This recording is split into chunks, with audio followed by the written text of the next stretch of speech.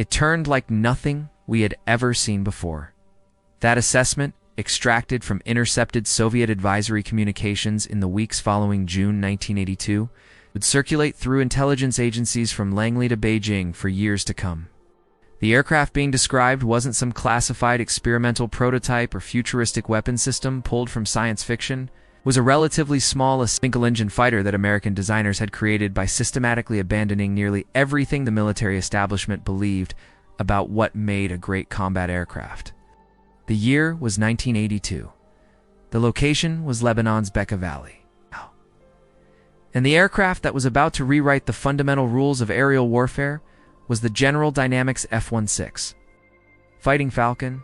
In the months that followed that distant battle, intelligence reports flowing into Beijing painted a picture so alarming that it would reshape Chinese military thinking for an entire generation. What emerged from PLAAF planning rooms and military academies wasn't a formal written directive stamped with official seals. It was something more telling and more profound, a tactical consensus passed from instructor to student that treated direct engagement with the F-16 as tantamount to suicide. Avoid the F-16 in combat. The order didn't need to be written down. Every pilot who studied the intelligence reports from Lebanon understood exactly why. This is the story of how one aircraft born from the radical theories of a maverick Air Force officer and the bitter lessons of Vietnam became so dominant that an entire nation's Air Force was trained to avoid it at all costs. It is a story that spans decades, crosses continents, and reveals how unconventional thinking in the hands of determined individuals can reshape the strategic landscape of the entire world. Right. It is also a story about the terrible mathematics of technological superiority and what happens when one side solves equations the other doesn't even know exist. The year was 1965. And American fighter pilots were dying over the skies of North Vietnam at rates that shocked Pentagon planners and sent waves of concern. Through the highest levels of military command, the mighty F-4 Phantom, America's premier fighter aircraft, a mock to marvel of aerospace.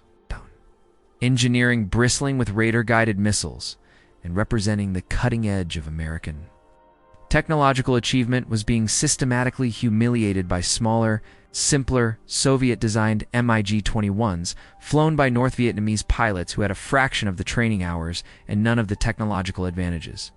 The kill ratios that had been so favorable during the Korean War had collapsed to levels that alarmed military analysts. Where American pilots had once achieved an extraordinary 13 kills for every aircraft lost during the fighting over the Korean peninsula, they were now sometimes struggling desperately to maintain even a 2-to-1 advantage in the more technologically advanced jets of the Vietnam era. Something had gone fundamentally wrong with American air combat doctrine, and pilots were paying for that failure with their lives. The problem wasn't the pilots themselves. American aviators remained among the best trained in the world, benefiting from sophisticated simulators, world-class instructors, and more flying hours than their North Vietnamese counterparts could ever dream of accumulating. The training pipeline that produced American fighter pilots was the envy of air forces around the globe. The problem was the aircraft they were flying and the catastrophic series of assumptions that had produced those aircraft. During the late 1950s and early 1960s, American military planners had convinced themselves with absolute certainty that the age of the dogfight was over forever.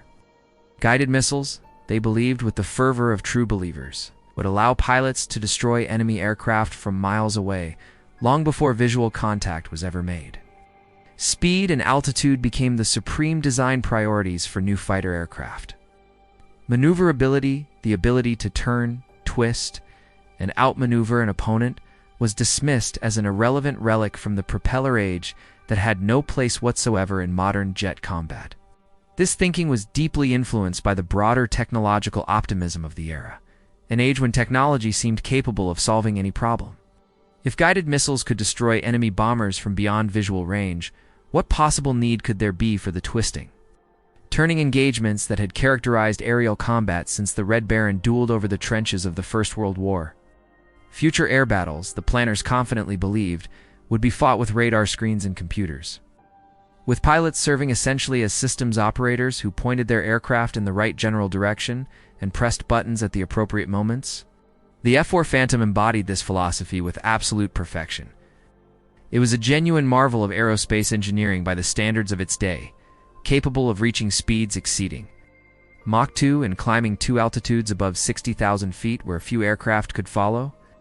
It carried a sophisticated pulse Doppler radar system and an impressive arsenal of Sparrow and Sidewinder guided missiles. On paper and in the pages of aviation magazines, it was the most formidable fighter aircraft in the world, seemingly invincible. In actual combat over the jungles of Vietnam, it proved to be something far different. The cockpit design had prioritized forward visibility for radar-guided intercept profiles, which resulted in terrible rearward visibility for the pilot. A man flying an F-4 could barely see what was behind and below him, which happened to be exactly the positions from which enemy fighters typically launched their attacks. This blind spot would prove fatal for many American aviators.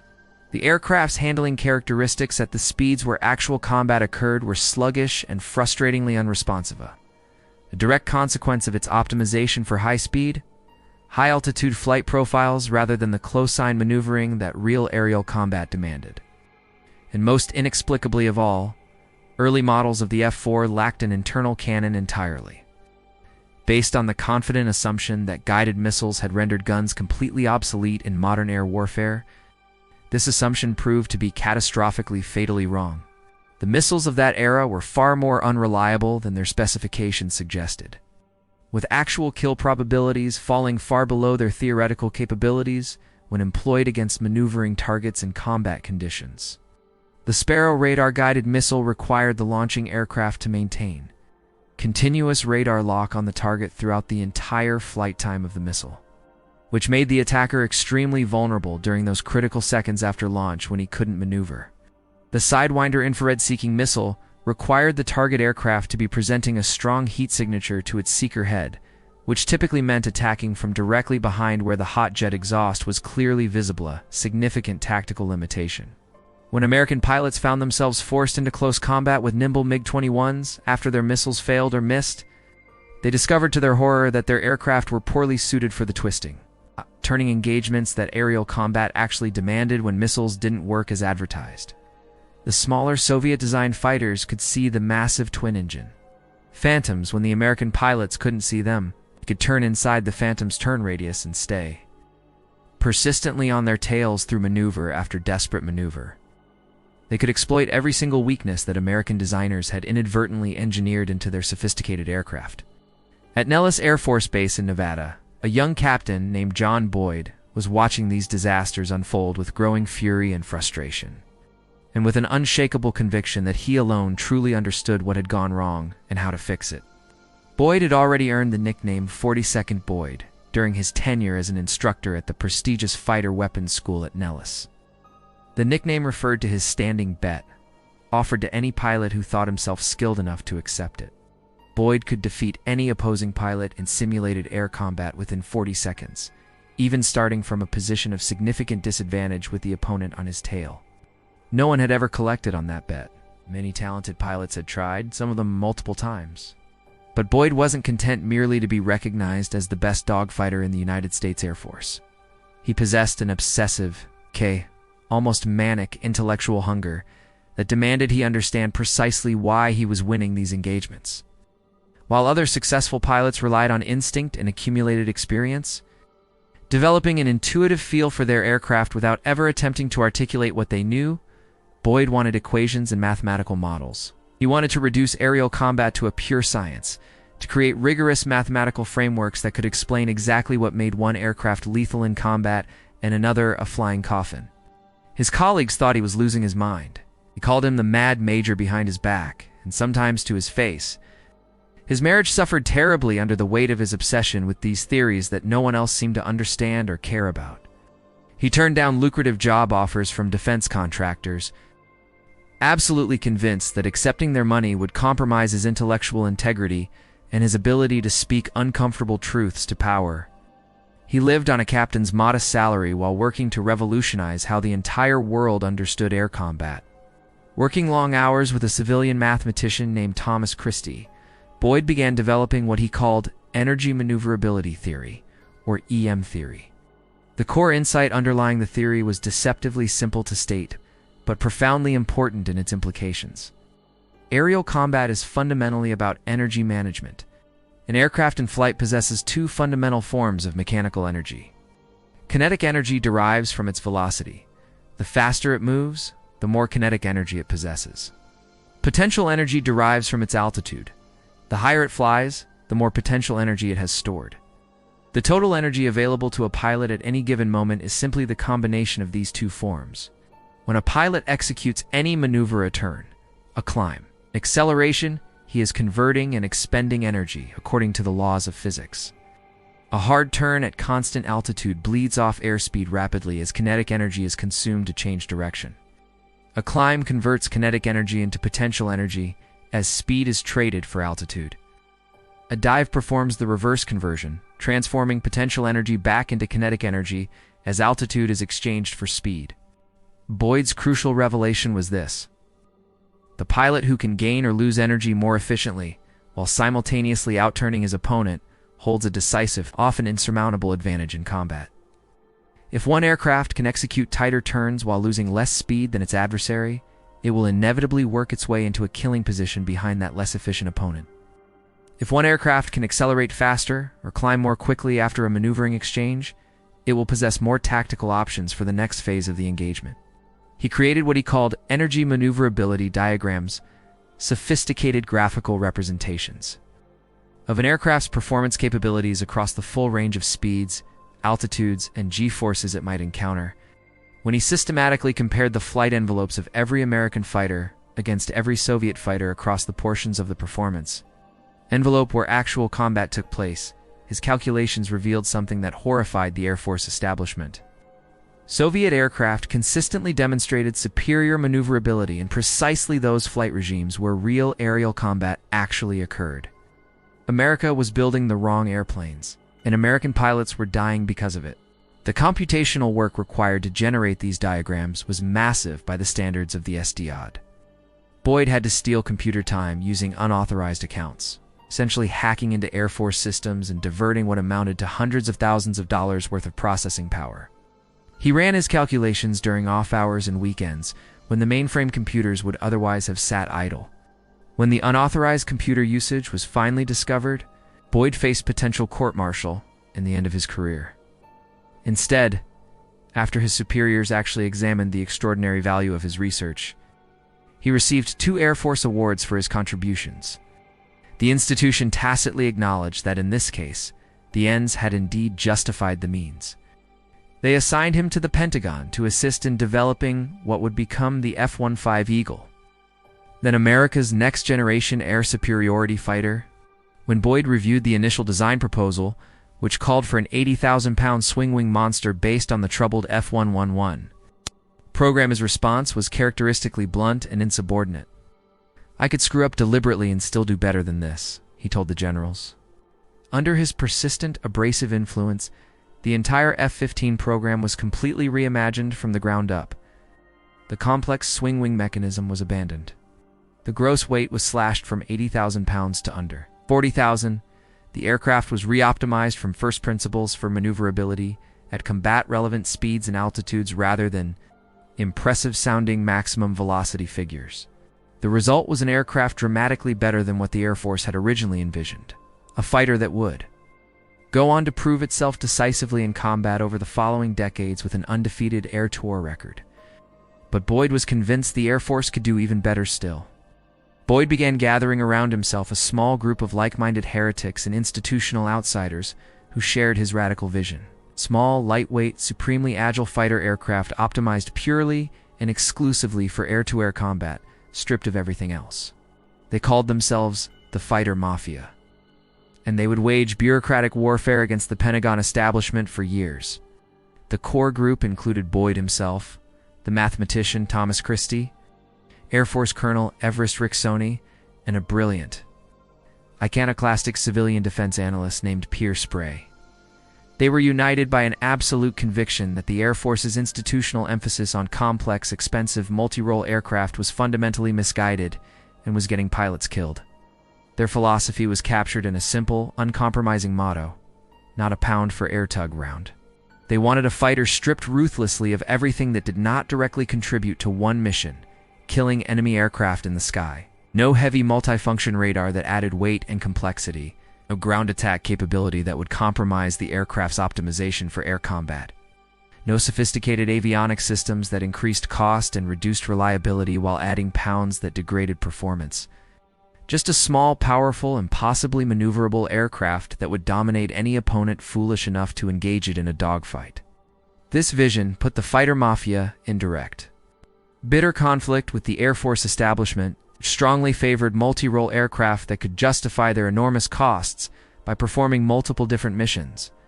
A pure dogfighter, the generals and procurement officials argued, would sit idle and useless when there were no enemy aircraft to engage, representing a waste of taxpayer resources that could be better spent on more versatile platforms capable of bombing targets, conducting reconnaissance, and performing other missions. Boyd and his allies countered with a simple, devastating argument.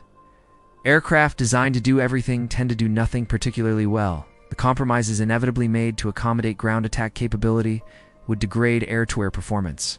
A purpose-built dogfighter would be so overwhelmingly superior in its intended role that it would establish complete air dominance over any battlefield. And air dominance was the essential foundation that all other military missions ultimately depended upon. In 1969, after years of internal advocacy and bureaucratic maneuvering, the fighter mafia finally secured funding for a study program that would produce two competing lightweight fighter prototypes. The funding was remarkably modest by Pentagon standards, just $149,000 split between two competing contractors. General Dynamics received $49,000 to design what would eventually become the YF-16. Northrop received $100,000 to design the competing YF-17. The disparity in funding reflected differences in corporate overhead costs rather than any preference for one design over the other. Both contractor teams were instructed to develop lightweight fighter concepts that rigorously embodied Boyd's energy maneuverability theory. The aircraft were to be small, agile, and optimized purely for air-to-war combat, nothing else. The General Dynamics design team was led by a brilliant, soft-spoken engineer named Harry Hilliker, who worked closely with Boyd to translate the abstract mathematics of energy maneuverability theory into an actual aircraft that could be built and flown. Hilliker had been thinking about lightweight fighter concepts for years, accumulating a wealth of innovative ideas that had never found application in the heavy, complex, multi-role aircraft that the Air Force typically procured. The fighter mafia gave him the opportunity of a lifetime to realize his vision in metal. The result was revolutionary in almost every respect, challenging conventional wisdom about fighter design at nearly every turn. The YF-16 was remarkably small, weighing less than 20,000 pounds empty. This was roughly half the weight of the F-4 Phantom that was then the workhorse of the Air Force fighter fleet. Every single pound saved translated directly into better acceleration, tighter sustained turns, and longer combat range on a given fuel load. Weight was the enemy, and Hilliker's team fought it relentlessly. The aircraft featured a single powerful Pratt and Whitney F-100 afterburning turbofan engine, the exact same power plant used in the twin-engine F-15. Using just one engine rather than the two found in most contemporary fighters reduced weight, mechanical complexity, and maintenance requirements significantly. Also meant that the YF-16 could achieve a thrust-to-weight ratio exceeding 1 when lightly loaded for combat, meaning the aircraft could actually accelerate while climbing straight up, a capability impossible for earlier generations of fighters, and one that opened up dramatic new tactical options in air combat. The wing was carefully designed with distinctive leading-edge root extensions called strakes that generated powerful swirling vortices at high angles of attack. These energetic vortices flowed back over the main wing's surface, maintaining attached airflow and generating lift even as the aircraft approached flight conditions that would stall a conventional wing into uncontrolled descent. The result was sustained, controllable maneuverability at speeds and angles of attack, where other aircraft became uncontrollable and dangerous. The engine air inlet was positioned underneath the fuselage rather than on the sides like most fighters, providing clean, undisturbed airflow to the hungry engine during high angle of attack maneuvering, when the aircraft's nose was pointed sharply upward. The inlet geometry incorporated a carefully designed splitter plate to divert the turbulent boundary layer that naturally formed along the fuselage surface. ensuring that only clean, high-energy air reached the engine even during the most violent combat maneuvers. But the most radical and consequential innovation was completely invisible from the outside. The F-16 was the first production fighter aircraft in history designed to be deliberately and intentionally unstable in the pitch axis. In a conventional stable aircraft, the center of gravity is carefully positioned forward of the center of lift, creating a natural tendency for the nose to drop if disturbed. Release the controls, and a stable aircraft will eventually return to level flight on its own accord. This inherent stability makes such aircraft relatively easy and forgiving to fly, but it fundamentally limits maneuverability. A stable aircraft actively resists changes in pitch attitude, requiring the pilot to work against the aircraft's own natural tendencies whenever he wants to point the nose in a new direction. The F-16 completely reversed this traditional arrangement. Its center of gravity was deliberately positioned aft of the center of lift, creating a natural, persistent tendency for the nose to pitch sharply upward. Without constant active correction, the aircraft would tumble completely out of control within a matter of seconds. This inherent instability was not a flaw or a design compromise. It was precisely the key to the aircraft's phenomenal, unprecedented agility. An unstable aircraft fundamentally wants to change direction.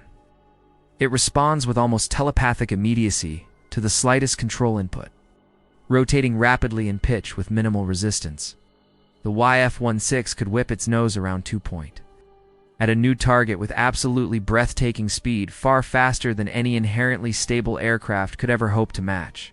But no human pilot, regardless of skill or reflexes, could possibly make the hundreds of tiny corrections per second that would be needed to keep such a deliberately unstable aircraft under control using conventional mechanical flight controls. The revolutionary solution was a fly-by-wire flight control system, in which the pilot's control inputs were not mechanically connected to the flight control surfaces at all. Instead, those inputs were processed by a sophisticated onboard computer that then commanded the actual control surfaces, the ailerons, elevator, and rudder. The computer made whatever rapid adjustments were necessary to keep the unstable aircraft from departing controlled flight, while faithfully translating the pilot's commands into appropriate control surface movements. This fly-by-wire system also enabled critically important safety features that would have been completely impossible with a conventional mechanical control linkage. The computer could automatically prevent the pilot from exceeding the aircraft's structural limitations, reducing control surface deflections before dangerously high G-forces could develop and break the airplane apart. It could precisely coordinate the movements of multiple control surfaces to produce smooth, efficient, energy-conserving maneuvers. It could automatically adapt to changes in the aircraft's configuration, such as the addition of external fuel tanks or weapons that would otherwise alter the handling characteristics. The cockpit was equally revolutionary in its fundamental design philosophy, rethinking nearly every aspect of how a fighter pilot interfaces with his aircraft. The pilot sat in an ejection seat, reclined a full 30 degrees from vertical, dramatic and significant departure from the near-upright seating position that had been used in virtually all previous fighter aircraft. This unusual reclined position changed the direction in which G-forces acted relative to the pilot's body, keeping oxygenated blood in the brain significantly longer during sustained high-G maneuvering and meaningfully extending the pilot's physiological tolerance for the punishing accelerations of modern air combat. Instead of a traditional center-mounted control stick rising from the cockpit floor between the pilot's knees, the F-16 used an innovative side-stick controller mounted on the right armrest. This unconventional position allowed the pilot to firmly brace his forearm against the armrest during violent high-G maneuvering, maintaining precise, fine control over the aircraft when G-forces would otherwise make delicate hand movements extremely difficult or impossible.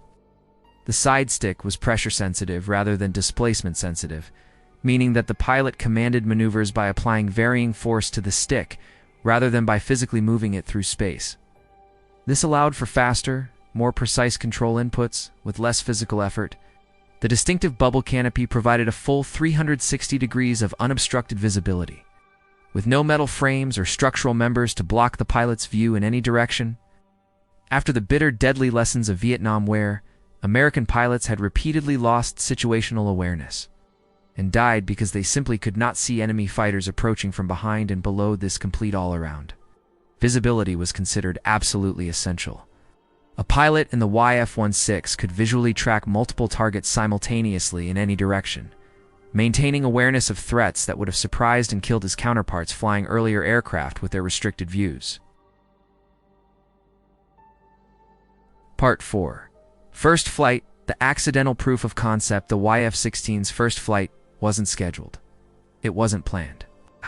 It was a desperate emergency. On January 20th, 1974, the Seoul prototype was conducting a high-speed taxi test on the runway at Edwards Air Force Base, essentially a fast roll down the runway to evaluate ground handling characteristics with no intention of actually leaving the ground. As the aircraft accelerated past 130 knots, it suddenly began experiencing violent, uncontrollable roll oscillations that test pilot Phil Ostraker could not damp out regardless of what control inputs he made. In that heart-stopping moment, Ostraker faced a split-second life-or-death decision with no time to consult engineers or study options. Continue rolling down the runway in an aircraft that was about to depart controlled flight and probably crash, or take this untested, unproven prototype in aircraft that had never been airborne into the sky and hope it would be controllable there. He made his choice in an instant. He firewalled the throttle and pulled back on the stick. What happened in the next few seconds validated everything John Boyd had spent years predicting and fighting for. The aircraft that had been violently uncontrollable on the ground became immediately stable, smooth and marvelously responsive the instant its wheels left the runway. The fly-by-wire flight control system did exactly what it was designed to do, taming the aircraft's inherent instability and giving the pilot an incredibly responsive machine that seemed to anticipate his intentions. Ostraker flew a brief circuit around the airfield, evaluated the aircraft's handling characteristics, and landed safely. The official first flight, with proper instrumentation and telemetry, took place 2 weeks later. But that unplanned emergency takeoff had already proven the fundamental soundness of the design in the most dramatic way possible. As formal flight testing proceeded, test pilots were consistently stunned and delighted by the YF-16's extraordinary capabilities. The aircraft could sustain full 9G turns, the maximum the human body can tolerate before losing consciousness without bleeding off significant energy, maintaining its speed through punishing maneuvers that would have left any other fighter aircraft staggering near stall speed, desperate for airspeed. It could change direction so rapidly and so violently that it seemed to pivot in mid-air like a weather vane, snapping its nose around to point at new targets with almost instantaneous response. At the combat-relevant speeds and altitudes where real aerial engagements occurred, it simply existed in an entirely different performance class from any fighter aircraft that had come before it. The competitive fly-off between the YF-16 and Northrop's YF-17 that followed over the next several months confirmed everything the initial testing had suggested. Computer modeling and paper analyses had predicted a reasonably competitive contest between the two designs. The reality demonstrated conclusively that the YF-16 was significantly quicker in transitioning from one maneuver to the next, more responsive to pilot inputs, and more energy efficient in sustained maneuvering. Pilots who had the opportunity to fly both competing aircraft consistently and without exception preferred the General Dynamics design for its remarkable responsiveness and supernatural agility. The YF-16 completed an impressive 330 test sorties during the fly-off evaluation period, accumulating a total of 417 flight hours in the air. The YF-17 accomplished 268 sorties. Both aircraft performed well by any objective measure, but the YF-16's clear superiority in the specific performance parameters that mattered most for air-to-air combat was unmistakable to everyone involved in the evaluation. On January 13, 1975, Secretary of the Air Force John McLucas formally announced that the YF-16 had won the lightweight fighter competition. The primary reasons officially cited for the selection were lower projected operating costs, greater combat range on internal fuel, and overall maneuver performance that was significantly and measurably better than the YF-17, especially at the near supersonic and supersonic speeds where modern air combat typically occurred. The use of the same F-100 engine as the F-15 was also considered a significant advantage, as it would reduce costs for both programs through economies of scale and engine production and spare parts. The Navy selected the losing YF-17 as the basis for what would eventually become the highly successful FA-18 Hornet, ensuring that Northrop's design would also see substantial production and operational service. But for the Air Force, the choice was absolutely clear. The F-16 represented a revolutionary, generational step forward in fighter aircraft design. The production F-16 that began entering operational service with the Air Force in 1978 was not quite the pure, single-purpose dogfighter that Boyd had originally envisioned and fought so hard to create. Despite his vociferous objections, the Air Force added ground attack capability to the production aircraft, acquiring strengthened wing hardpoints to carry bombs and air-to-ground missiles, along with the avionics systems needed to employ them effectively. Additional electronic warfare equipment increased weight and system complexity. The original simple ranging radar was upgraded to a more capable unit providing beyond visual range air-to-air engagement capability. Each of these additions made the F-16 unquestionably more versatile and capable of performing a wider range of missions. But each also added weight and compromised to some degree the aircraft's original purity of purpose as a dedicated air superiority fighter. Boyd reportedly denounced these modifications with characteristic vehemence and disgust. He had wanted and fought for a pure fighter, and the Air Force had produced yet another multi-role aircraft. In his view, they had corrupted his vision. But despite these compromises, the core characteristics that made the aircraft fundamentally special remained completely intact. The F-16 was still by a significant margin the most maneuverable fighter aircraft in the entire Western arsenal, even with the additional weight of multi-role equipment. Its fly-by-wire flight control system still provided handling qualities and responsiveness that no other operational aircraft could begin to match. Its bubble canopy still gave pilots complete, unobstructed all-around visibility. Its basic aerodynamic design still embodied and validated Boyd's energy maneuverability theory. The critical question that remained was whether Boyd's theories would translate into actual combat success against real opponents trying to kill American pilots. Many critics continued to argue loudly that dogfighting was obsolete in the modern era, that advanced beyond visual range missiles would completely dominate future air warfare, that the F-16's carefully optimized advantages in close-in visual combat were essentially irrelevant in an age of radar-guided weapons and computer-controlled engagements fought at distances measured in tens of miles. The debate could only be settled one way, in actual combat, with lives at stake. Part V, Operation Mole Cricket 19. The Bekaa Valley Turkey Shoot, the definitive answer came on June 9, 1982, in the skies over Lebanon's strategic Bekaa Valley. The Lebanese civil war had been raging with varying intensity since 1975, drawing in regional powers and creating an almost incomprehensibly complex web of alliances, proxy relationships, and active conflicts. Syrian military forces had deployed in strength across the strategic Bekaa Valley, ostensibly to support various Muslim factions in the Palestine Liberation Organization, which had established its primary operational base in Lebanon after being forcibly expelled from Jordan. During the Black September conflict of 1970, to protect their forces and their PLO allies from the constant threat of Israeli airstrikes, the Syrians had painstakingly constructed, over several years, an elaborate, layered air defense network consisting of 19 surface-to-air missile batteries carefully positioned across the valley, floor and surrounding terrain. These batteries included the particularly feared SA-6 Gainful, a highly mobile system mounted on tracked vehicles that had inflicted absolutely devastating losses on the Israeli Air Force during the desperate fighting of the Yom Kippur War just 9 years earlier. The SA-6 had destroyed numerous Israeli aircraft during that earlier conflict, shooting them down with a consistency and lethality that had shocked Israeli military planners and created lasting psychological trauma that extended far beyond the system's actual technical capabilities. Israeli pilots had come to fear the SA-6 above almost any other threat. The Syrian air defense network in the Bekaa Valley also included older, but still dangerous, SA-2 Guideline and SA-3 Goa battery systems. Originally designed in the 1950s, but still entirely capable of destroying aircraft operating at medium and high altitudes, where they thought themselves safe.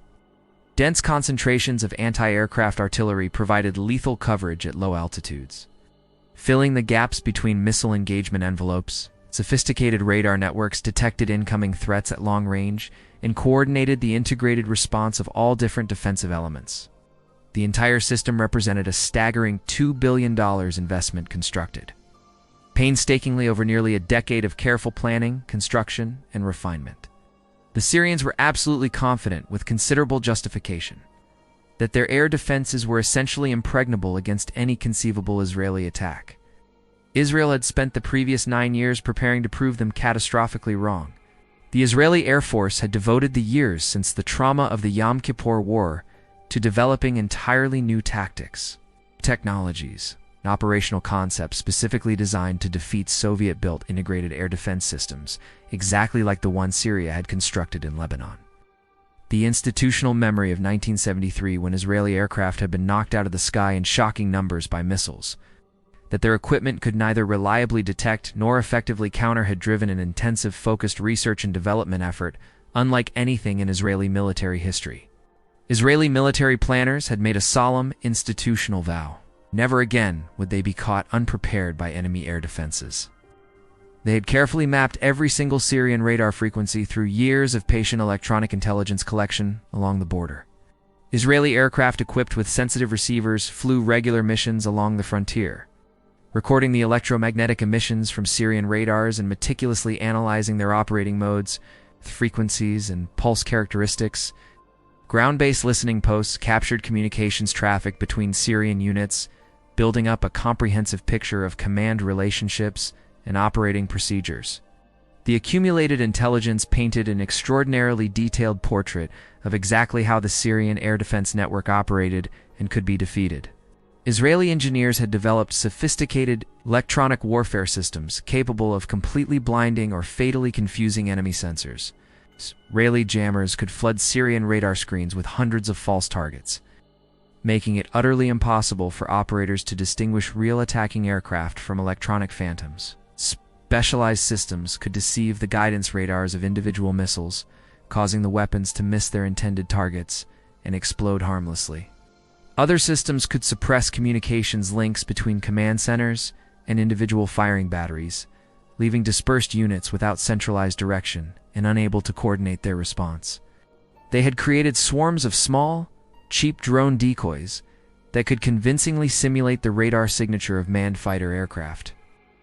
These unmanned platforms, designated Scout and Mastiff, cost a tiny fraction of what a manned aircraft cost and could be sacrificed without hesitation to trigger the Syrian defenses and force them to reveal themselves.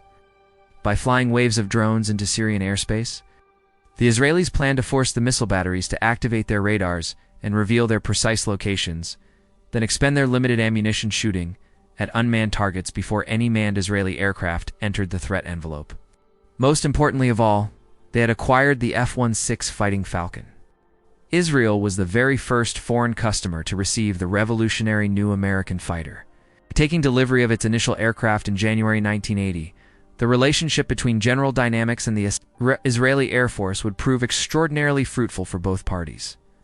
With Israeli operational experience feeding back into American understanding of the aircraft's capabilities and limitations, Israeli pilots immediately recognized the F-16's exceptional performance characteristics and began developing innovative tactics that would maximize every possible advantage in the unique operational environment of Middle Eastern combat. Israeli fighter pilots trained with almost fanatical intensity with their new aircraft in the months and years following delivery, pushing the F-16 relentlessly to the absolute limits of its performance, envelope and learning to exploit every advantage it offered. They developed complex maneuvering tactics that leveraged the F-16's superior sustained turn rate and energy management against the specific threat aircraft they expected to face. They practiced carefully choreographed coordinated engagements with the larger, longer-ranged F-15 Eagles that would fly top cover during strike missions. They rehearsed electronic warfare procedures and suppression tactics that would be essential for surviving the approach to heavily defended targets. When the moment finally came, they were ready. The attack on the Bekaa Valley, assigned the codename Operation Mole Cricket 19, began with swarms of Israeli drone decoys flying directly into Syrian airspace from multiple directions. The Syrian missile batteries, detecting what their radars showed as dozens of incoming enemy aircraft, immediately activated their tracking radars and began launching missiles at the approaching threats exactly as they had been trained to do. This was precisely the response the Israelis had been counting on and had designed their entire operational plan to elicit. As Syrian radars came online, and began transmitting Israeli electronic warfare. Aircraft orbiting safely outside the threat envelope captured their exact frequencies and triangulated their precise locations. Within seconds, the positions of every radiating Syrian radar were known to Israeli commanders. Anti-radiation missiles weapons, specifically designed to home with deadly precision on radar. Emissions were launched in salvos against the no-visible sites. The missiles streaked toward the Syrian batteries far faster than human operators could react, destroying tracking radars and command vehicles in precise, devastating explosions. The entire assault was carefully choreographed like a deadly ballet. Wave after wave of Israeli aircraft swept over the valley in carefully timed sequence, each formation playing a specific assigned role in the unfolding operation. Electronic warfare platforms maintained continuous jamming of Syrian communications and remaining radars, keeping the defenders blind and confused. Strike aircraft released precision-guided munitions against missile launchers, reload vehicles, and support equipment. Fighter escorts maintained vigilant watch for any Syrian aircraft that might attempt to rise and intervene. Within an almost unbelievable 6 minutes, 17 of the 19 Syrian surface-to-air missile batteries had been completely destroyed or neutralized. The Syrians had not managed to shoot down a single Israeli aircraft. But the systematic destruction of the ground-based air defense network was only the beginning of Syria's nightmare that day. As Syrian military commanders began to grasp the magnitude of the catastrophe unfolding in the Bekaa Valley, they desperately scrambled their fighter aircraft to engage the Israeli strike force and somehow avenge the destruction of their ground-based defenses. 3 full squadrons of MiG-21 Fishbed and MiG-23 Flogger fighters rose from Syrian air bases and turned toward Lebanon, well over 50 aircraft in total, representing a major commitment of Syrian air power. It was the largest Syrian aerial response to any Israeli action since the dark days of the Yom Kippur War 9 years before. What followed over the next several hours was one of the most lopsided, one-sided air battles in the entire history of jet combat. The Syrian fighters flew directly into a carefully prepared trap from which there would be no escape.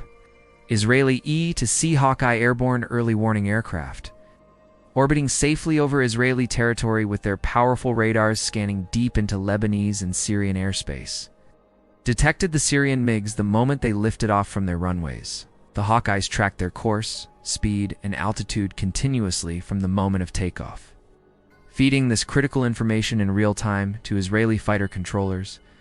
These controllers vectored waiting formations of F-15s and F-16s to intercept the incoming Syrian fighters, positioning the Israeli aircraft for optimal engagement geometry with every possible advantage. The Israeli fighters, using advanced look-down, shoot-down radar systems and the latest generation of beyond visual range missiles, began engaging Syrian aircraft before the Syrian pilots even knew they were under attack. Missiles launched from Israeli fighters above and in front of the Syrian formations found their targets with deadly accuracy. The AIM-7 Sparrow missiles that had proved so frustratingly unreliable during the Vietnam War had been significantly improved in the intervening years, and the powerful radar systems on the Israeli F-15s could guide them accurately, even against targets flying low over the confusing radar clutter of ground returns. Syrian pilots who somehow survived the initial devastating missile volleys found themselves immediately engaged in close visual combat with Israeli F-16s. The results were absolutely catastrophic for the Syrians. Israeli pilot Amir Nachemi, who participated in the engagement, later described the one-sided nature of the fighting. "We were engaging pilots who had trained their entire careers for this moment.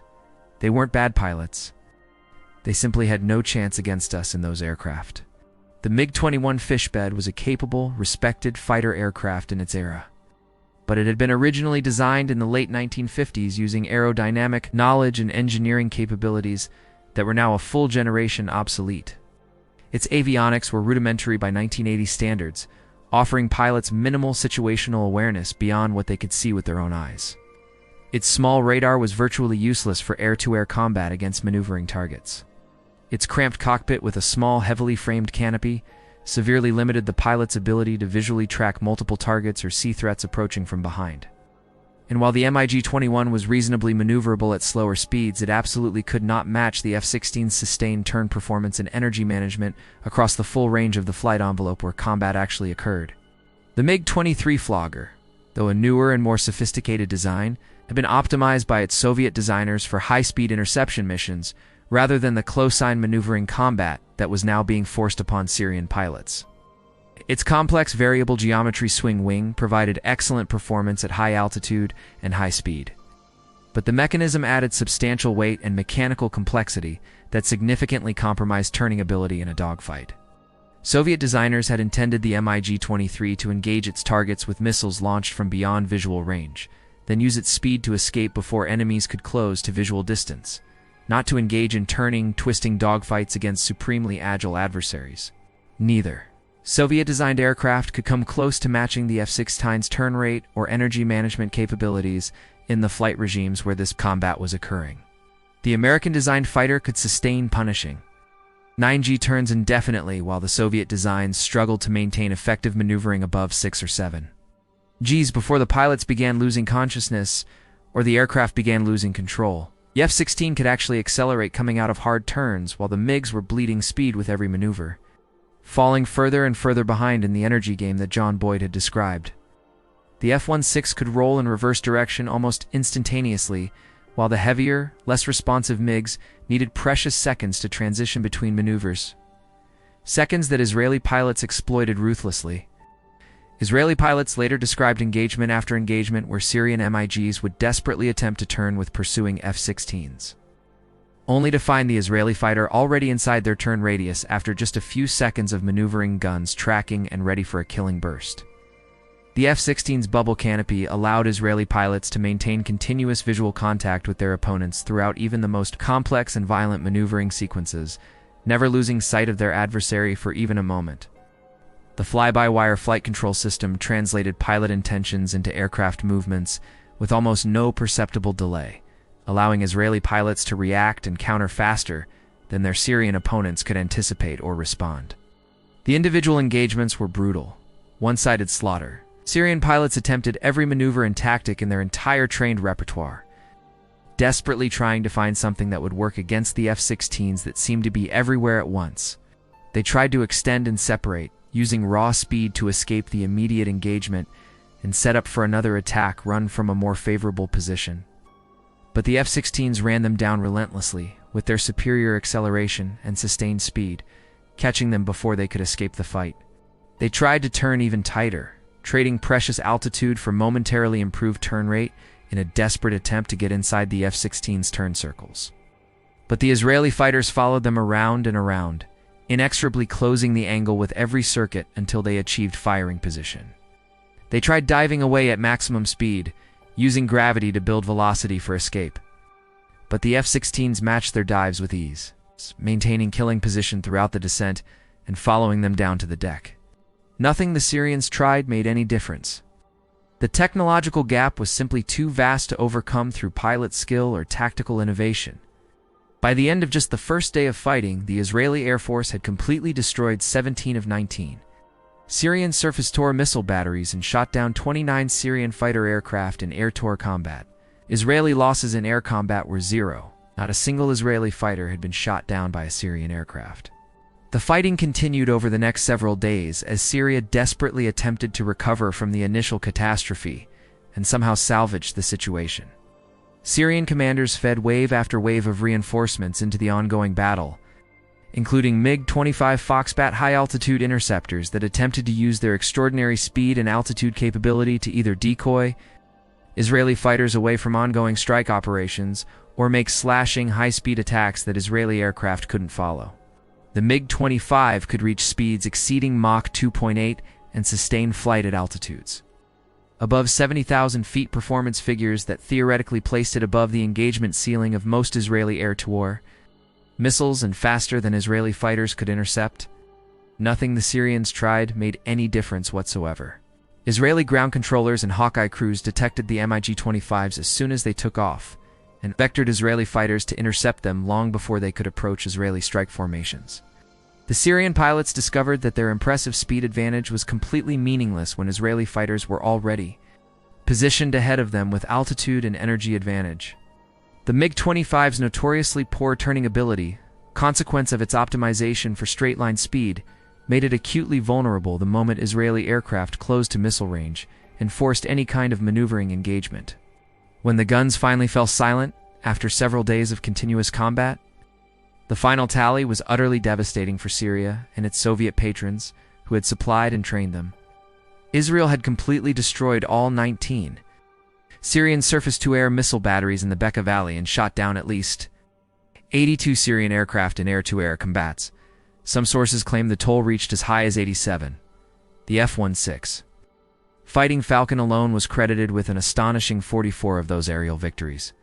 The larger F-15 Eagle accounted for approximately 40 more kills.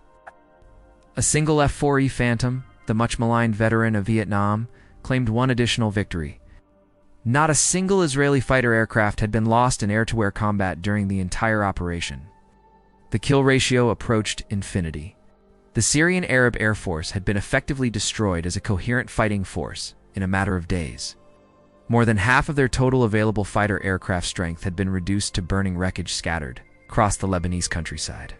Pilots who had trained for years and represented irreplaceable investments of time and resources were dead or in Israeli captivity. Aircraft that required months of factory production to build had been destroyed in seconds. The political and strategic consequences were equally devastating and far-reaching. Syria's carefully cultivated claim to be a major military power in the Middle East, capable of confronting Israel on something approaching equal terms, was exposed as hollow pretension. The Soviet Union, which had supplied Syria's aircraft and missile systems, trained its pilots and technicians, and provided ongoing advisory support, was profoundly humiliated by the complete and utter failure of its equipment and tactical doctrine when actually tested in combat against Western systems. American weapons had defeated Soviet weapons with such decisive finality that the entire world took notice. The Soviet military newspaper, Krasnaya Zvezda, desperate to salvage some shred of credibility, attempted to claim that 67 Israeli aircraft had actually been shot down during the fighting, publishing dramatic accounts supposedly provided by Syrian pilots who described personally destroying F-15s and F-16s. But even within the Soviet military establishment itself, these transparently fabricated claims were met with skepticism bordering on derision. Soviet intelligence services knew the truth of what had actually happened over the Bekaa Valley, and they understood its profound implications for the global balance of power.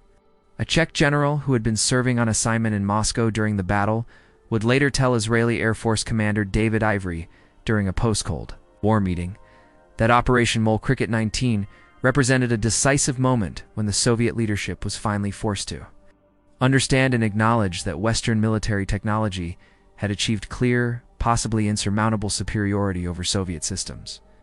In his considered view, the devastating blow to Soviet technological prestige and self-confidence delivered over the Bekaa Valley was one of the significant contributing factors that led to the reforms of Glasnost and eventually to the complete collapse of the Soviet Union itself. The embarrassment was that profound and that lasting. The lesson was that undeniable and that clear.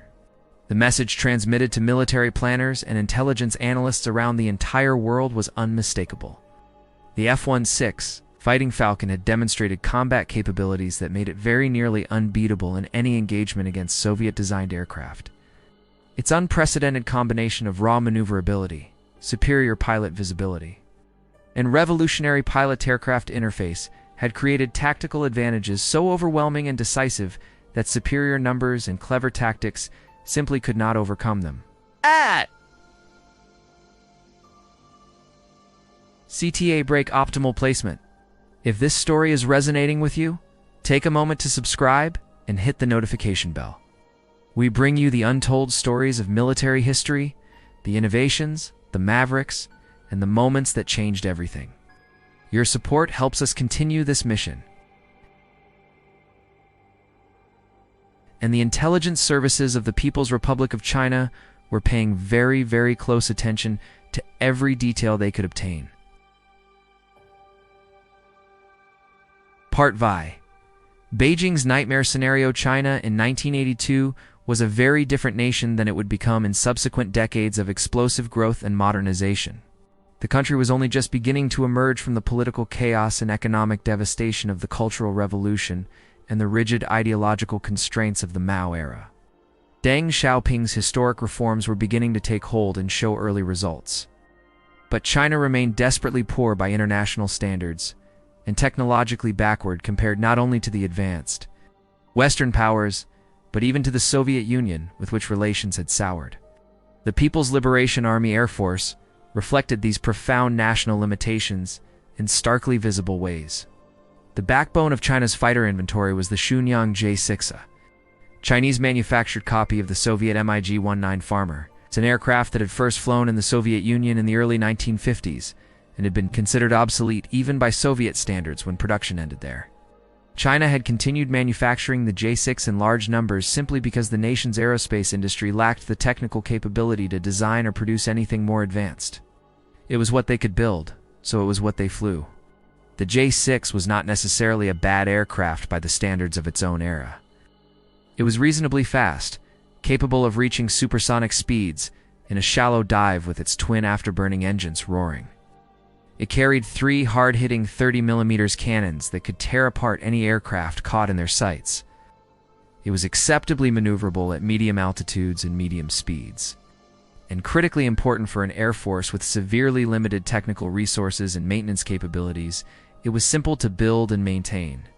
But it was hopelessly, laughably outclassed by the F-16 Fighting Falcon.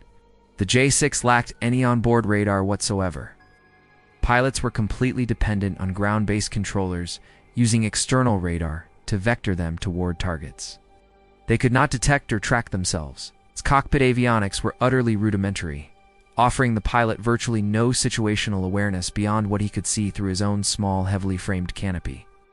Its maneuverability, while acceptable for the 1950s when it was designed, could not remotely approach the sustained turn performance of a fly-by-wire controlled relaxed stability design built using 1970s aerodynamic knowledge.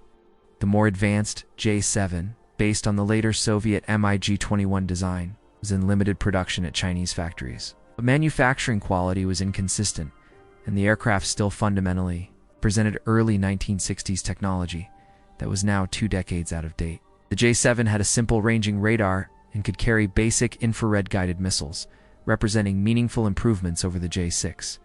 But its flight envelope and maneuvering capabilities were still vastly inferior to the F-16 at virtually every speed and altitude combination where actual air combat might realistically occur. Even the most advanced aircraft in Chinese service a small number of J-8 finback interceptors that were still undergoing development and testing would find themselves at severe, probably fatal disadvantage against the Fighting Falcon. The J-8 had been designed from the outset as a high-altitude interceptor optimized for rapid straight-line climb rate and maximum speed rather than the turning energy-managing combat that the F-16 excelled at. Its basic handling characteristics were simply unsuited for dogfighting against agile opponents. Chinese military doctrine and strategic planning had long assumed that in any future conflict against technologically superior opponents, Chinese forces would compensate for qualitative inferiority through overwhelming numerical superiority and an ideologically grounded willingness to accept massive casualties that Western democracies would find politically unacceptable.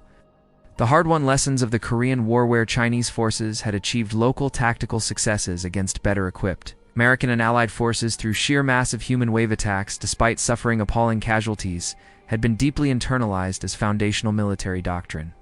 Quantity, the established thinking went, has a quality all its own. The devastating results of the Bekaa Valley air battles demonstrated with brutal finality that this comforting assumption was catastrophically, fatally wrong when applied to modern air combat.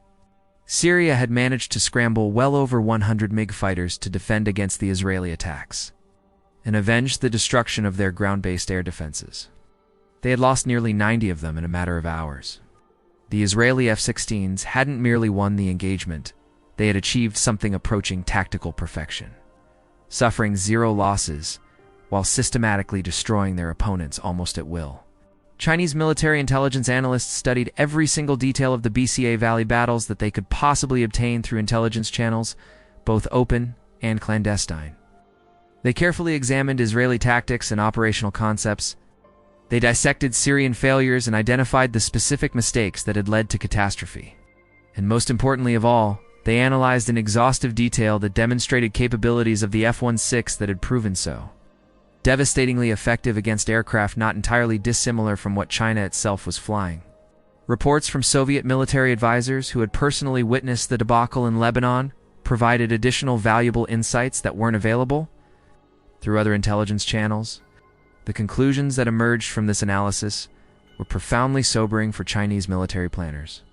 The J-6 aircraft that formed the overwhelming numerical majority of China's operational fighter fleet were approximately 2 full generations behind the F-16 in fundamental design philosophy and technological capability. They completely lacked the radar systems needed to detect and track targets beyond visual range. They lacked the guided missiles needed to engage enemies at standoff distances before close combat began. They lacked the raw maneuverability and energy management capability to survive close-line visual combat against such a vastly superior opponent. In a realistic combat scenario, J-6 attempting to engage an F-16 would be little better than a manned target drone. With pilot survival measured in seconds rather than minutes, the J-7 was somewhat more capable, offering at least a marginal radar capability and the option to carry heat-seeking missiles that might score a lucky hit. But its fundamental flight envelope remained so vastly inferior to the F-16 that Chinese pilots flying J-7 South against F-16s would have only marginally better survival prospects than their colleagues in the older J-6 South. A J-7 pilot might possibly manage to get off a single missile shot before being destroyed, but the realistic odds of that hastily fired shot actually hitting a violently maneuvering F-16 were poor. The performance gap between Chinese fighters and the F-16 was not a matter of modest differences that superior pilot skill, courage, or tactical cleverness might somehow overcome. The F-16 could sustain hard turns at G-force levels that would cause Chinese pilots to lose consciousness from blood draining from their brains, or would cause their less structurally robust aircraft to depart controlled flight entirely. The F-16 could actually accelerate and gain energy in tactical situations where Chinese fighters would inevitably be decelerating and losing energy with every passing second. The F-16 pilot could see approaching threats from literally any angle through his bubble canopy, while Chinese pilots remained half-blind in their cramped, heavily framed cockpits, unable to see what was about to kill them. The logical, inescapable conclusion was brutally clear. Chinese pilots should avoid direct engagement with F-16 aircraft whenever tactically possible. This was not a decision made lightly or one that was ever formally announced in public. The Chinese military maintained its official public posture of absolute confidence in revolutionary deterrence. Political officers throughout the PLAAF continued to exhort pilots to maintain proper ideological consciousness and fight with revolutionary spirit against any imperialist aggressor. Training exercises continued to emphasize aggressive offensive tactics and the paramount importance of closing with the enemy. But within the professional planning staff's operational headquarters and advanced training schools of the People's Liberation Army Air Force, quiet but firm consensus emerged from the classified briefings on Bekaa Valley. The F-16 represented a threat that simply could not be effectively met with existing Chinese equipment and tactics, regardless of pilot courage or revolutionary enthusiasm. Engaging F-16s in close air combat would result in the rapid, futile slaughter of Chinese pilots for no meaningful military gain whatsoever. Until substantially new and more capable aircraft could be designed, developed, and fielded, a process that would inevitably take many years' tactical discretion was the only militarily rational approach. Then, just as Chinese military modernization efforts were beginning to show some early progress, the strategic situation became dramatically worse. In 1992, the United States government announced it would begin selling F-16 Fighting Falcon aircraft to Taiwan. The threat that had been somewhat distant and largely hypothetical was now going to be positioned directly across the narrow Taiwan. Straight within mere minutes of flying time from Chinese airspace and Chinese territory, the diplomatic relationship between the United States and Taiwan had been complicated and often contradictory ever since Washington formally shifted recognition to Beijing as the sole legitimate government of all China in 1979. The Reagan administration had committed, in a carefully worded Ijo-Bayar communique, to gradually reduce the quantity and quality of arms sales to Taiwan over time. But the Taiwan Relations Act passed by Congress in 1979 independently committed the United States to provide Taiwan with defensive weapons sufficient to maintain a credible self-defense capability against potential aggression. Taiwan's Air Force in the early 1990s was aging badly and losing whatever technological edge it had once possessed. The backbone of its operational fighter fleet consisted of F-5E, Tiger E's and F-104 starfighters, both designs originating from the 1950s and early 1960s that were now hopelessly obsolete by contemporary standards. The F-5 was a modest, limited-day fighter with minimal radar capability and no ability to engage targets beyond visual range. The F-104 was a record-setting speed machine that had proved dangerously unsuitable for actual tactical combat, nicknamed the Widowmaker by the pilots of several nations for its horrific crash rate. Neither aircraft type could hope to compete successfully against the aircraft that China was beginning to acquire through newly opened channels with Russia. In the early 1990s, following the collapse of Soviet power, China began purchasing advanced Sukhoi Su-227 flanker fighters from a cash-desperate Russian Federation, eager to sell anything for hard currency. The Su-27 was a large, powerful, twin-engine air superiority fighter that had been designed specifically by Soviet engineers to counter the American F-15 and F-16 in any potential conflict. It possessed exceptional range and weapons payload, reasonably advanced avionics by Soviet standards, and maneuvering capabilities that genuinely impressed Western analysts who observed its dramatic performances at international air shows. If China was actively modernizing its air force with advanced Russian-designed aircraft, Washington could justify providing Taiwan with comparable modern capability as a defensive measure. The alternative was to stand by passively and watch the military balance of power across the way. Taiwan Strait shift permanently and irrevocably toward Beijing. On September 2, 1992, President George H.W. Bush formally announced that the United States would sell 150 F-16 Fighting Falcon fighter aircraft to the Republic of China on Taiwan.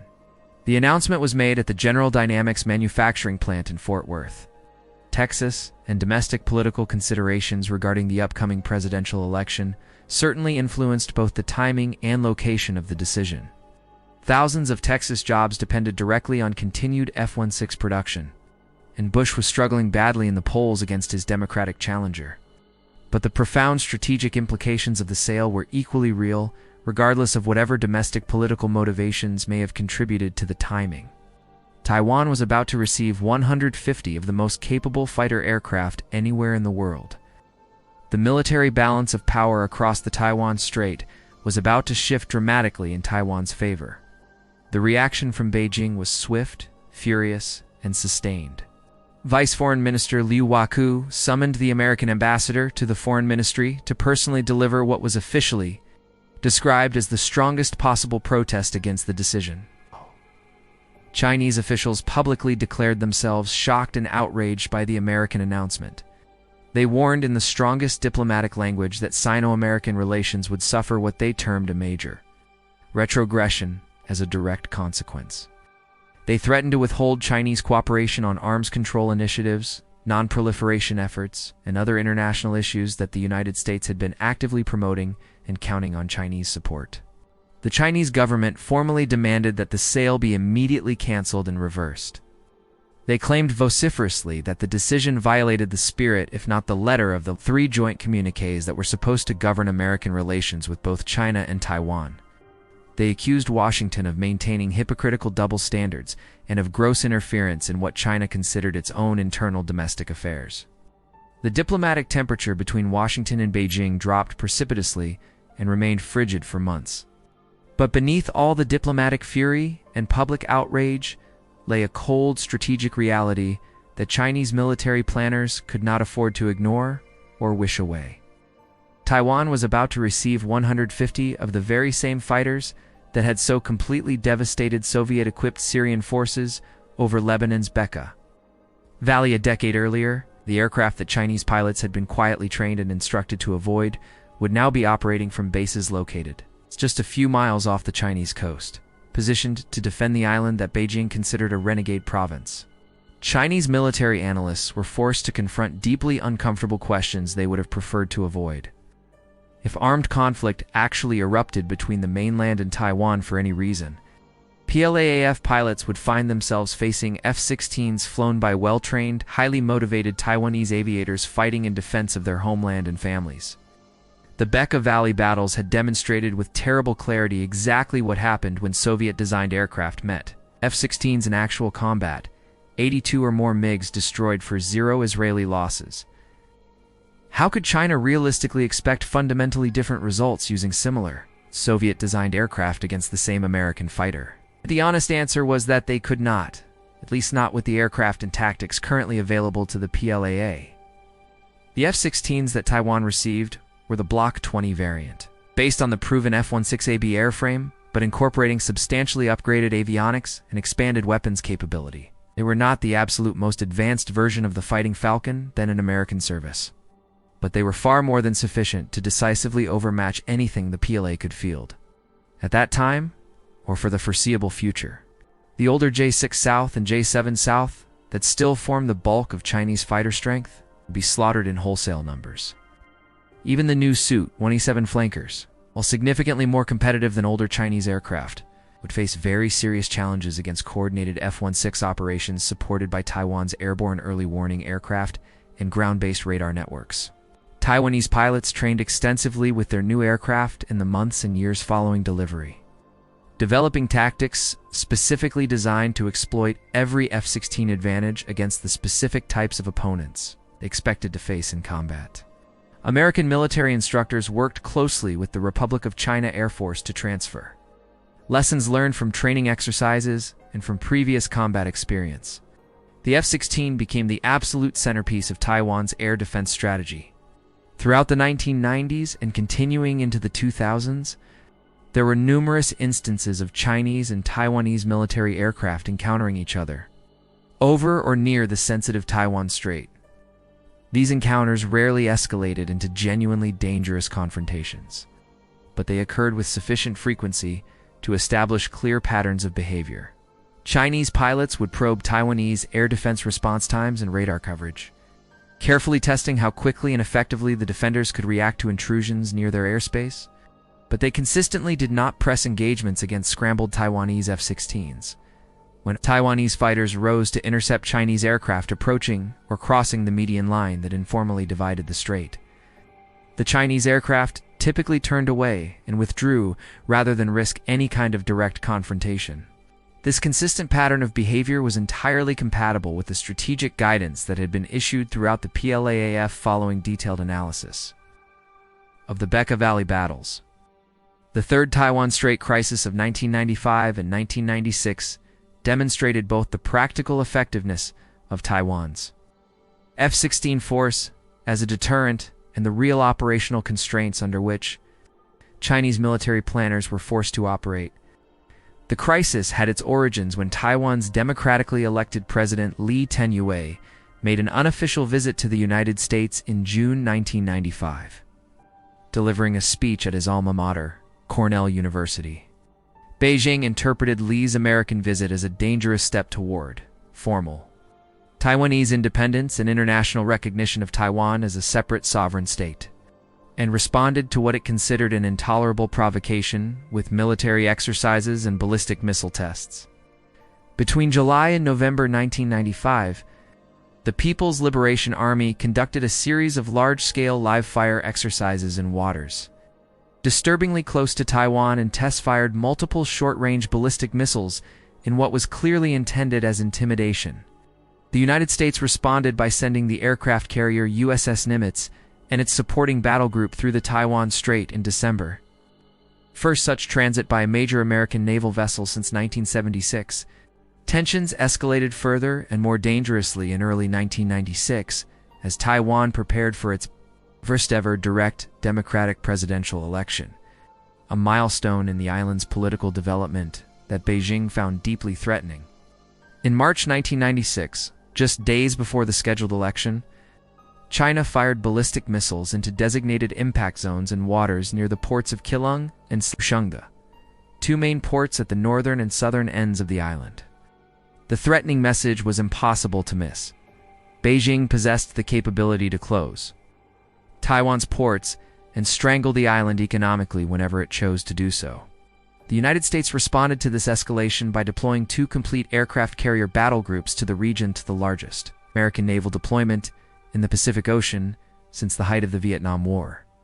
The USS Independence and its supporting escorts took station in waters east of Taiwan, while the USS Nimitz battle group moved conspicuously through the strait itself.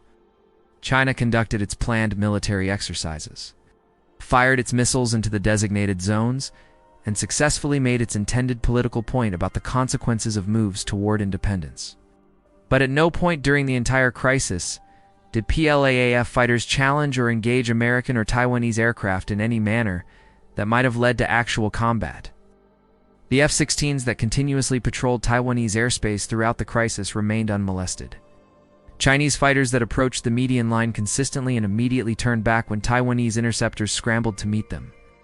This notable restraint was not a result of Chinese military timidity or any lack of nationalist fervor among Chinese pilots and commanders. It was a coldly calculated recognition that the actual balance of forces at that moment remained fundamentally unfavorable for China.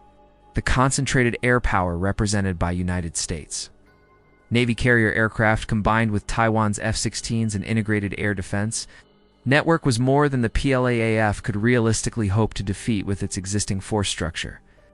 Any actual engagement would have ended exactly as the Bekaa Valley battles had ended over a decade earlier, with Chinese aircraft falling from the sky in flames, while American and Taiwanese fighters dominated every aspect of the combat.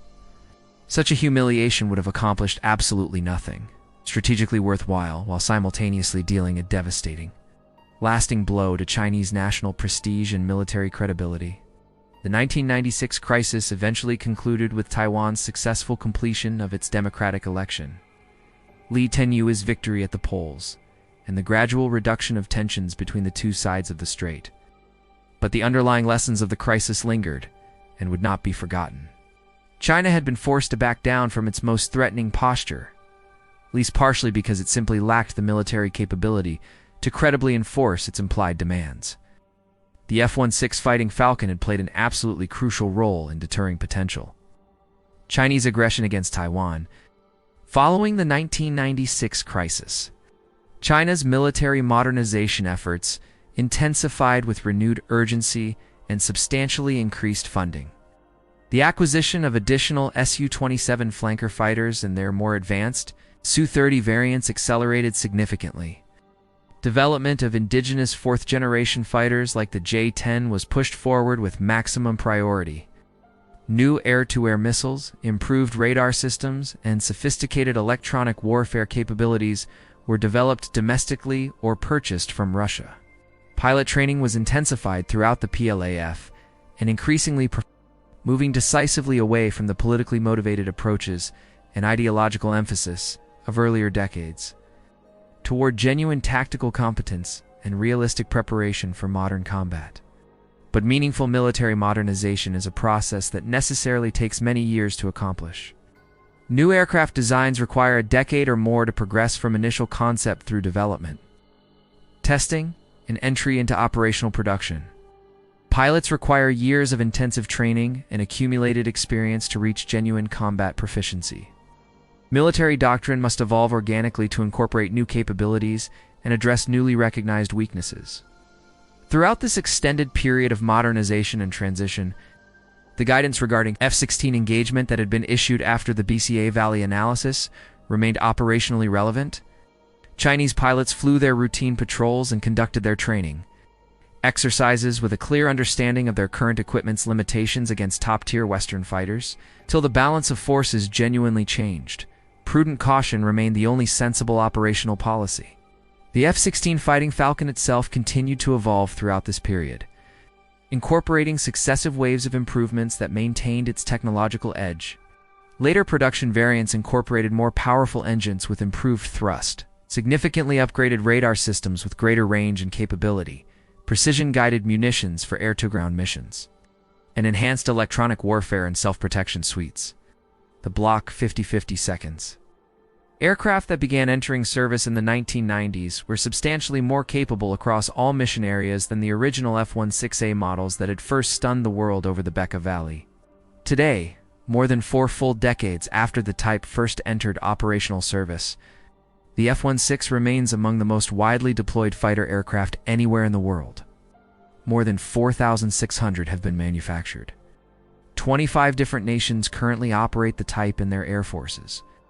It has proven itself repeatedly in actual combat operations over Lebanon, Iraq, the former Yugoslavia, Afghanistan, Libya, and numerous other conflicts around the globe.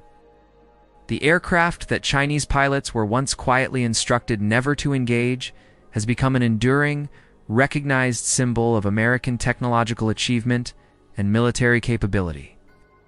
Its continuing presence in Taiwan's Air Force remains a significant factor in Chinese strategic calculations regarding the strait to this day, and the fundamental principles that guided its original design, the revolutionary theories of a brilliant, difficult, visionary Air Force officer who stubbornly refused to accept conventional wisdom, continue to shape how military planners and aircraft designers around the entire world think about air combat and fighter design.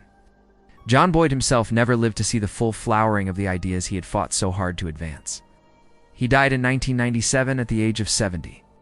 Having retired from the Air Force decades earlier, in order to pursue his theoretical work without the constraints of institutional bureaucracy, he lived frugally throughout his life, sometimes to the point of genuinely depriving his family of material comforts, so that he could focus his entire being on developing and refining the concepts he believed would save pilots' lives in future wars. His legacy extends far beyond the F-16 and the energy maneuverability theory that guided its creation. The OODA Lupa decision-making framework, based on cycling rapidly through observation, orientation, decision, an action that Boyd developed from his original aerial combat theories, has found application in fields ranging from military, strategy, and operational planning to business management to competitive sports. The fundamental insight that success comes from cycling through the decision loop faster and more effectively than your opponent has influenced commanders, executives, and competitors around the world in contexts far removed from air combat. But for those who truly understand military aviation and its history, John Boyd will always be most closely associated with the small, agile, phenomenally capable fighter aircraft that proved his theories correct over the Bekaa Valley and changed the fundamental calculus of air power across the Taiwan Strait. It turned like nothing we had ever seen before. That stunned assessment, first offered in shock by those who witnessed the F-16 in action during the summer of 1982, remains as valid and relevant today as it was more than 4 decades ago. The Fighting Falcon may no longer be the newest or most technologically sophisticated fighter aircraft in operational service, but it remains among the most successful ever designed, with active variants flying in air forces on every inhabited continent on Earth. The story of why Chinese pilots were told never to engage the F-16 is ultimately a story about the transformative power of revolutionary ideas. It demonstrates that unconventional thinking, even when it directly challenges established doctrine and threatens powerful institutional interests, can produce results that fundamentally reshape the strategic landscape of the entire world. John Boyd's energy maneuverability theory was dismissed by many of his contemporaries as impractical academic mathematics, divorced from the brutal reality of actual combat. The burning wreckage of Syrian fighters scattered across the floor of Lebanon's Bekaa Valley proved otherwise with terrible finality. For the People's Republic of China, the F-16 represented an urgent wake-up call that accelerated decades of intensive military modernization. The profound humiliation of knowing that their pilots could not safely engage a single type of Western fighter aircraft drove massive investments in new aircraft designs, new training methods and standards, and new tactical approaches that continue to this day. Today's People's Liberation Army Air Force is vastly more capable than the force that received those cautionary orders in the early 1980s. China now fields advanced indigenous fighters like the J-10 and J-20 that represent genuine 4th and 5th generation designs. Its pilots train more hours than ever before, using increasingly realistic methods. Its doctrine has evolved to incorporate hard-won lessons, but the fundamental lesson of the F-16's dominance remains relevant. For any nation that finds itself in technological competition with more advanced adversaries, superiority in military systems can create asymmetries so profound and decisive that they reshape adversary behavior without a shot ever being fired. The F-16 didn't merely defeat Syrian aircraft in Lebanon, created strategic conditions where Chinese military planners felt compelled to avoid combat entirely for years, fearing they would suffer similar catastrophic losses. That represents a form of victory that transcends traditional measures of success like body counts and captured territory. It is deterrence achieved through demonstrated capability, conflict avoided through the credible promise of inevitable defeat. The F-16 fighting Falcon earned its fearsome reputation through the blood and skill of the pilots who flew it into combat and the brilliance of the engineers and theorists who designed it. Proved conclusively that smaller can be better, that agility matters more than raw speed, and that the pilot who can manage energy most effectively will almost always win the fight. Some weapons are measured by the destruction they cause. The F-16's greatest victory may ultimately be all the battles that were never fought, because adversaries who studied the evidence understood exactly what would happen if they were. The Fighting Falcon continues its service today, defending the skies over Taiwan and more than 20 other nations around the world. Pilots train knowing that they fly one of the most successful combat aircraft ever designed in aircraft, born from revolutionary ideas that the establishment dismissed, and proven in the unforgiving crucible of actual combat against enemies trying to kill them. It turned like nothing we had ever seen before, and that made all the difference.